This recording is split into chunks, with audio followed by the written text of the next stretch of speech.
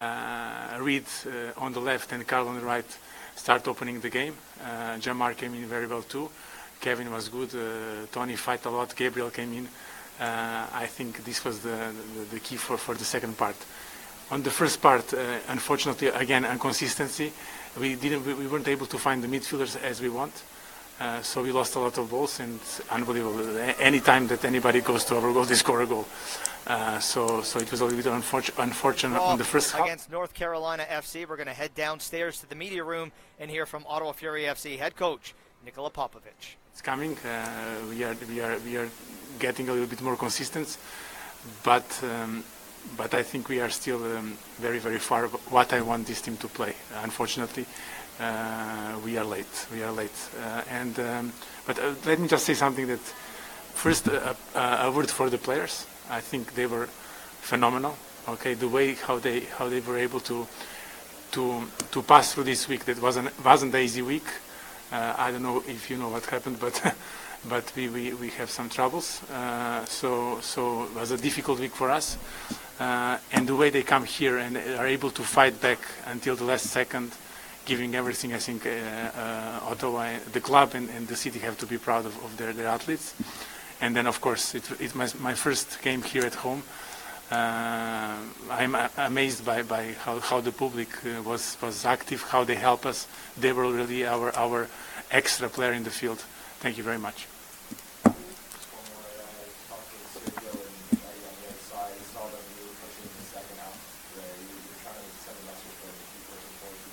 Exactly. Yes, but I think this is one of the problems. So as you know, we have one player who is on the left, supposed to play on the left. He's not able yet to come to play with us. Since the beginning of the season, he's being out. And until we don't have this, depth on the left side, it's difficult. And on this model, these two left and right fullbacks are very important to push the midfielders of the other team back and then allow us to play more inside. Manezio, as you know, it's not a natural left-footed player, so he has some difficulties many times when the ball comes on the left. On the right, Eddie have to balance a little bit what's happening on the left side. I'm sorry, Eddie on the right have to balance what's happening on the left. So it's a little bit messy, but I think when Tam come and when Obasi come again or Max Tissot, I think we're going to have more solutions. I just want to clarify, when you say you had trouble this week getting ready, are you talking about the fact of weather? Yes, the weather, the 13 hours on the bus travel. So all these things, I know that this is something that you, as reporters, don't follow, because of course this is something that is ours, personal, that happened. But this affects a lot the performance of the players. Explain what went on in Pittsburgh then. You were bumped off your flight and you had to bus home? Yes, we weren't able, I think, because of the... FC head coach Nikola Popovic talking about his first experience coaching here at TD Place, and you could tell he was, certainly very pleased with, the support that they had. He felt that they were that extra player out on the field, and they certainly got really loud in that last 20 minutes and helped them elevate to this 1-1 draw here this afternoon. But one thing that he was talking about that some people may not be aware of coming into this game, and naturally the weather that kind of hit kind of the northeast last weekend saw them delayed leaving Pittsburgh on Sunday. Their flight would have been rescheduled to Tuesday, so they opted to bus home on the Monday. So that kind of throws off your schedule, throws off your routine. Then you kind of need that kind of day off, or you just lose the day of training for that matter. So that was certainly a factor. So very pleased of his team. And another thing that he spoke of is just, Minicio playing on that left side. No fault to the player, but he's a naturally right-footed player, not having kind of that left peg for that delivery, and that's why there's that certainly that excitement to have Onwell Bassi come back from suspension or Maxim Tissot come back from his injury. And we did talk about that during the broadcast about how the lad always seemed to want to check back onto his right foot when he had the opportunity to continue down the left, even take the defender one-on-one, get in behind him. Just doesn't have enough confidence in the left foot, and that's fine. I mean, a lot of players are one-footed. A lot of players prefer to have the one foot, but the fact of the matter is it was how we set up this afternoon. I thought the lad played well. I thought both full-backs came into the game a lot more in the second half. Certainly that talk at half-time was a case of we need to push further up the park, and that's exactly what we were saying during the course of that second half. It was nice to see. You know what? They kept going at it, Graeme. They didn't give up, and I think the energy they got with the substitutions as they came during the course of the game really made a difference to the Ottawa Fury this afternoon. And if Nikola Popovic sees this, he'll be very pleased with those words that you used of never giving up, because I think that's a large part of the possession game that they have, because having the ball is also a strong defensive weapon. But the other thing that he talks about is them playing with that high line of pressure, always being ball hungry, always chasing the ball, pressuring that team, especially their back line. And they did that at times, and I think that's why we saw Ottawa really become a much more dangerous side in that last 15-20 minutes of the match. Because Carolina, hey, look, they kind of went back into Route 1 soccer, and we talked about it. We saw their ability to play the ball on the ground, move the ball. They did it well. That's what resulted in that opening goal. But playing those long balls, giving Ottawa far too much possession, it ended 60 to 40% in favor of Ottawa on the day. I think that's why we saw the equalizer, but I think a lot of it had to do with that high pressure that Ottawa pushed on North Carolina. Well, here we see the goal there, and the goalkeeper appears to get caught flat-footed. When it starts to spin its way back in toward the goal, there's 5 or 6 bodies in that area, and all the boy could do, unfortunately, was just palm it into his own goal. But Portilla had a very, very strong game. I like the role he plays in that holding midfielder role, just sitting in front of the 2 stoppers. And when they have to, and when they're pushing Edward up on the right-hand side and Manicio up the left, the 2 stoppers spread out even further apart, and it just allows Portilla to drop into that hole in front of them, in between them, But I think the one thing you have to look at is, up until that time when the goal was scored, Carolina had played a perfect road game. They came in here for the first 30 minutes, soaked up a little bit of pressure, weren't attacking much, they were sitting back, sitting a little bit deeper, allowing Ottawa the possession, allowing them to come onto them. They got the goal. Now it was a case of, all right, lads, let's shut up shop for 15 minutes, get to half-time, 10-15 minutes. That's exactly what happened. Come out the second half, again, playing a little bit deeper, trying to get the midfield, if they could, before they get the goal, pushing up a little bit more. And I think they were hanging on, as Ottawa were making these substitutions that were becoming positive substitutions. You make substitutions a lot of times, and they're negative substitutions. You bring on a defender for a forward. You bring on a holding midfielder for a winger. That's a negative substitution. Positive substitution is, you know what, I'm going to keep putting forwards on. I'm going to put attacking midfielders on. And that's exactly what Coach did this afternoon. He got their just rewards. I think the ironic part is it from, like this false 9 possession game they play. They got it from a set play that came off an error by the goalkeeper. But to get into those positions, you had to have the skillful play by Reid to get the free kick in the first place. You had to have the shot taken that the goalkeeper made the save off the post, and then you got rewarded with the goal. So overall, the positives you're going to take out of this game for a week of practice is far better than the weeks of practice you've had before after each of those 3 losses. And there's that ball whipped into the front post area right in front of the supporters groups. We hope they enjoyed it as much as Carl Haworth and Colin Falvey did there, as he's running back to someone inside the box to celebrate. Now it's interesting, I don't know if there's a book on Alex Tambakis, but we saw in that first half Kevin Oliveira tried that free kick, tried to come in at the near post. We also saw another corner kick from Ottawa earlier in the game, tried it at the near post. Whether that's just part of their game plan or something they saw with this goalkeeper. But again, Portilla tries it on that opportunity. And if you recall, he tried to deliver it once, but the referee blew it dead because there was some commotion going on with Tambakis and Reid kind of in the 6-yard box. Reset, again, delivery into the near post, and we saw what happened. I think a couple of times we did have free kicks in dangerous positions, and we just hit it right into the wall. I think at some point a goalkeeper thinks, my wall's fine, I've set it up correctly, we're in a good spot, he's not going to be able to get it up and over because I'm going to get there. Well, guess what, you didn't. You were able to get the touch, and fair enough, you did push it onto the post, but you were still under danger when that corner came in and just didn't deal with it properly. But again, there was so many bodies in that front post area. To be fair, most of them white shirts. He was going through and trying to go through his own defenders. And the ball just had that much whip on it into that front post area, Graeme. 1-1. Before we kind of talk about Ottawa's offense, and that's just the second goal of the season for the team now, but one of the things that clearly has plagued them to start the year is goals against. The one conceded today, that's 11 goals through the course of 4 games, but 9 inside those opening 2. 1-0 loss last weekend in Pittsburgh, 1-1 draw here this afternoon. You certainly have to like that positive direction in terms of how their defensive game is going, especially when you're missing some key opponents in a guy like Obasi or Tiso as a left back. Yeah. Adekora still missing. You have a guy in Chris Manila who's not a center back at all, playing alongside Colin Falvey. So you really like to see the work that they put in and getting their just rewards in that their defensive game is far superior than what we saw in those opening 2 matches. Well, you know, the amount of goals you conceded in the first 2 games, you've now only conceded 2 in the following 2 games. So there has to be looked upon as there is an improvement there on the defensive end of the game.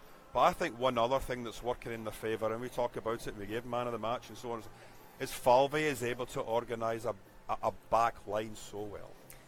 And perfect, because we're joined by the man of the match, Colin Falvey, downstairs in the media room. Let's have a listen in. Yeah, it was very emotional.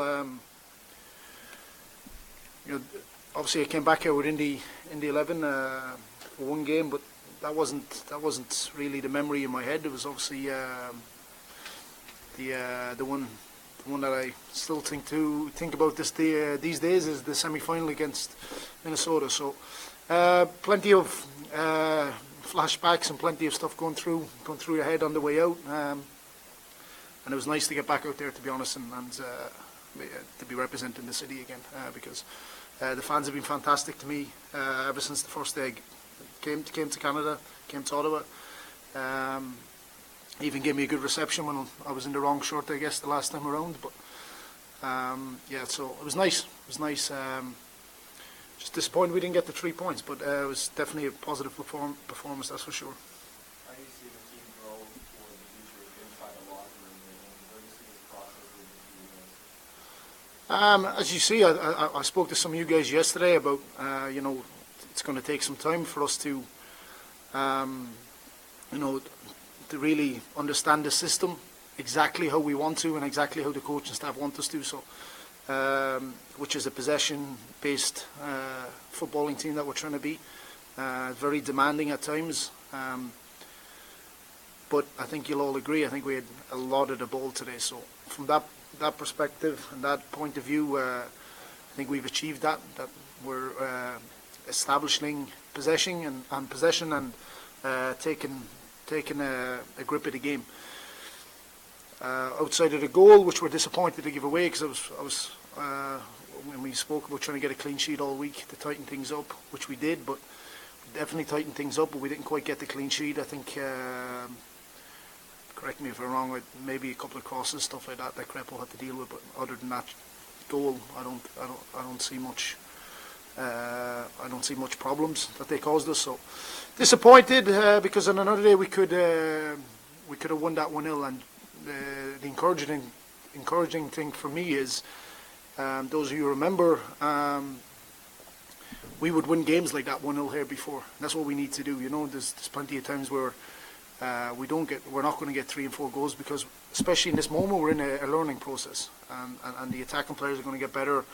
Understanding the movements and creating more chances to give us more goals. But as for now, that could have easily been a 1-0 win, and we're sitting here with a perfect home start. But plenty to go on, plenty to work on. But definitely big positive last couple of weeks. The way we responded to the opening too.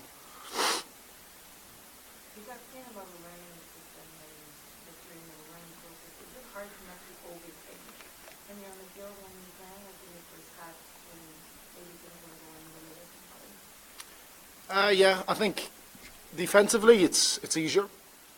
On the defensive side of the game, it's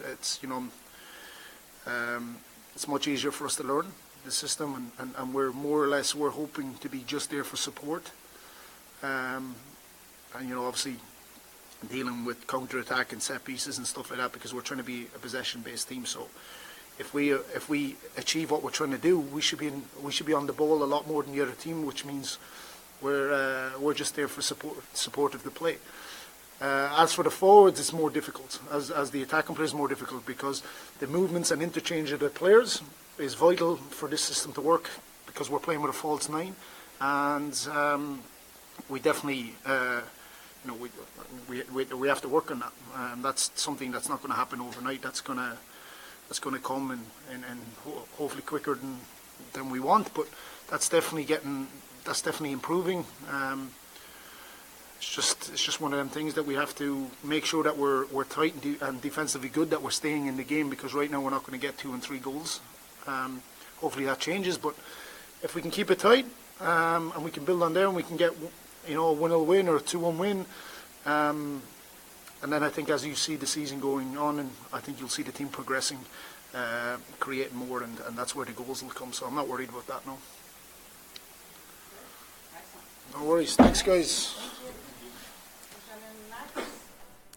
And that was Fury FC, well, captain for today anyways. He's one of the alternate captains, Colin Falvey. We talked about kind of the leadership that he provides, and you could hear it there just in his answers, just, how he kind of articulated the course of the game. And, I think he, if he's never not on the field, he can come up here and do our jobs, because, the way he broke down that game, and truth be told, they said they wanted to get a clean sheet coming into this game, and he felt that they should have, deserved it. Because if you think outside of that goal and maybe that missed chance that almost replicated that goal, there wasn't much that Maxime Crépeau had to challenge, some crosses he had to cut off. So he was happy with that side of the game. And as he said, the offense thing, it's a learning process. It's a new system. We'll build in confidence, but very composed and still very confident was Colin Falvey in his answers. And I think the one word that comes to mind with that whole interview is disappointment. He's disappointed that they threw away 2 points. I don't mean threw away from a standpoint that you made mistakes. You really shouldn't have conceded that goal. It was a simple goal to concede. It was a nice little passing move from Carolina. Yes, we understand that. But there was far too many players in a red and a black shirt just ball watching. They were not taking care of their man inside the 18-yard box. And that can't happen. And more crucially, no one picked up Rios at the edge of the 18-yard box when it finally gets cut back.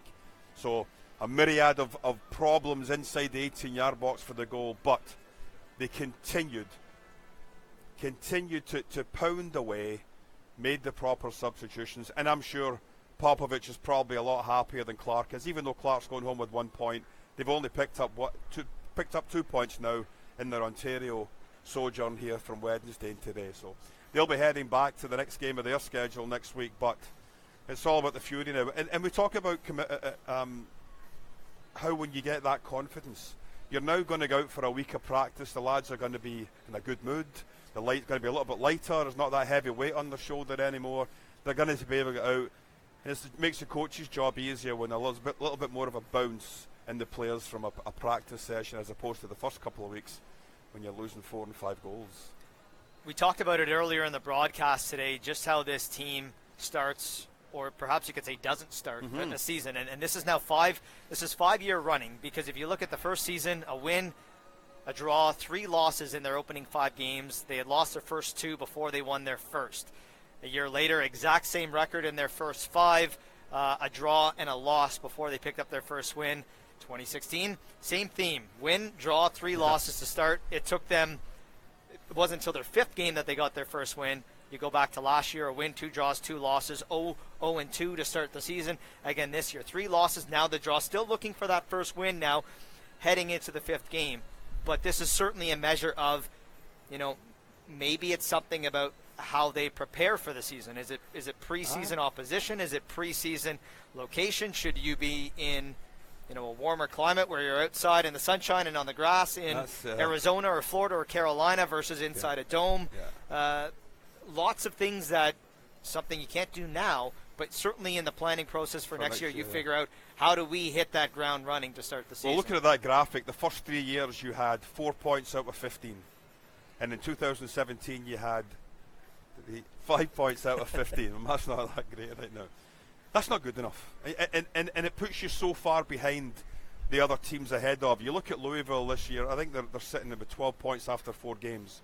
The Fury right now, before Louisville plays this weekend, they're 11 points behind the team in first place. You've only played 4 games, But we understand that. We understand that in Ottawa you can't play games in 2 feet of snow. You can't play games on ice. So what are your options? Well, we have to commit. We have to allow the league to make sure that we have games on the road for the first 3 or 4.